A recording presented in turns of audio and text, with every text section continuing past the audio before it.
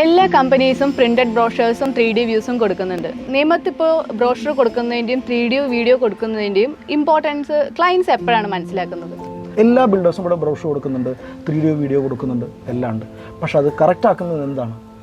ഇതാണ് വരിക എന്ന് പറയും. ഈ വീടിൻ്റെ ബ്രോഷർ നമ്മൾ കൊടുത്തിട്ട് ഇതിൽ വരുന്ന കാര്യങ്ങൾ എന്തെല്ലാമാണ് എന്ന്, ഇതിലിപ്പോൾ ചെടി ആയിക്കോട്ടെ, അല്ലെങ്കിൽ ട്രീസ് വയ്ക്കുന്നുണ്ട്, ചെറിയ പ്ലാന്റ്സുകളുണ്ട്, വീടിൻ്റെ കളർ എലിവേഷൻ ഉണ്ട്, ഇതെല്ലാം ഞങ്ങൾ ഓൾറെഡി ഈ ബ്രോഷർ തയ്യാറാക്കുന്നതിന് മുമ്പ് തന്നെ ഈ പ്രൊജക്റ്റിൽ വെക്കേണ്ട മരം ഏതാണ്, ചെടികൾ ഏതാണ്, അതേപോലെ എവിടെയാണ് നമുക്ക് കളർ കോമ്പിനേഷൻ എല്ലാം നോക്കി അതിനനുസരിച്ചുള്ള ബ്രോഷറാണ് ഞങ്ങൾ പ്രിൻറ്റ് ചെയ്യുന്നതിന്.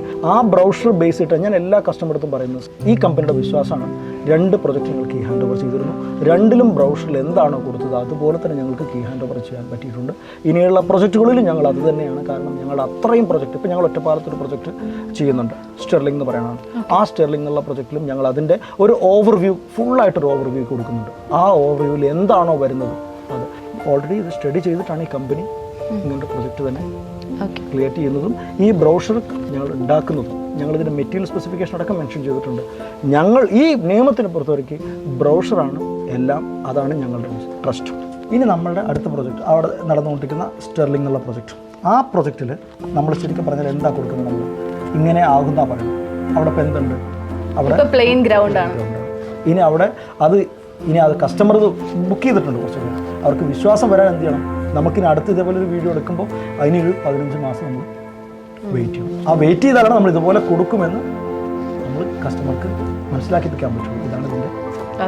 അപ്പോൾ ഇതൊരു ട്രസ്റ്റ് ബേസ് ആണ്. നമ്മളിപ്പോൾ ഈ ഡിഫിക്കൽട്ടീസ് നമ്മൾ ഫേസ് ചെയ്യുന്നത് അവർക്ക് നമ്മുടെ മേലുള്ള ട്രസ്റ്റ് ഈ ബ്രോഷർ വഴിയാണ്. ഞങ്ങൾ കണ്ണിൽ ഇങ്ങനെ കാണിക്കുക എന്ന് മാത്രമേ ഉള്ളൂ. ഞങ്ങളിങ്ങനെ പറഞ്ഞു കസ്റ്റമർക്ക്, കസ്റ്റമറും ഞങ്ങളും ഈ കമ്പനിയും ആര് വിശ്വസിച്ചിട്ടാണ്? എഞ്ചിനീയേഴ്സ് വിശ്വസിച്ചിട്ടാണ്.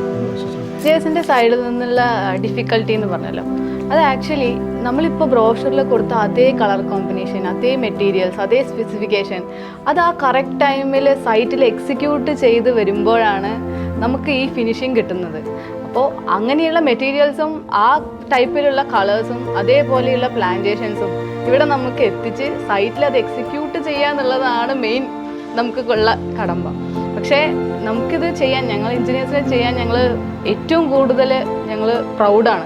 മെയിനായിട്ടുള്ള റീസൺ എന്ന് പറഞ്ഞാൽ നമ്മൾ അത്രയും ക്വാളിറ്റി ഓറിയൻറ്റഡ് ആയിട്ടാണ് നമ്മൾ ആ പ്രൊഡക്റ്റ് കൊടുക്കുന്നത്. അതേപോലെ തന്നെയാണ് അതിൻ്റെ ബ്യൂട്ടിഫിക്കേഷനും. ഞങ്ങളുടെ പ്രൊജക്റ്റിൻ്റെ ഈസ്തെറ്റിക് ലുക്കാണ് ഞങ്ങൾ മെയിനായിട്ട് ഫോക്കസ് ചെയ്യുന്നത്.